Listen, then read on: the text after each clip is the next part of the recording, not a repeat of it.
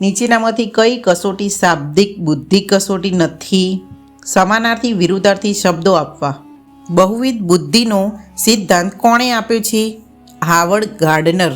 સીમાવર્તીય બુદ્ધિ ધરાવતા બાળકોનો બુદ્ધિઆંક કેટલો હોય છે? 70થી 109. જેમનો બુદ્ધિઆંક 75થી 90 હોય તે બાળકો કયા પ્રકારના ગણાય છે? ધીમી ગતિએ શીખનાર બાળકો. અપવાદરૂપ બાળકોમાં કયા બાળકોનો સમાવેશ થતો નથી? સામાન્ય બાળકો.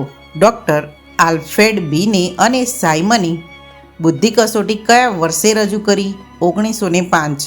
નીચેના પૈકી કયો બુદ્ધિ માનાંક નથી? ધાર્મિક બુદ્ધિ માનાંક.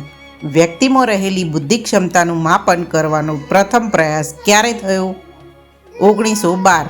આર્કિટેક્ટ શિલ્પકારમાં મુખ્યત્વે કઈ બુદ્ધિ પ્રબળ હોય છે? અવકાશીય બુદ્ધિ. ગાર્ડનરે શરૂઆતમાં 7 બુદ્ધિઓ આપી હતી, પછી કઈ બુદ્ધિ ઉમેરાઈ? પ્રકૃતિલક્ષી બુદ્ધિ. ઇરફાન રમકડાં તોડે છે અને તેમના ભાગો જોવા માટે તેમને અલગ કરે છે. તમે શું કરશો?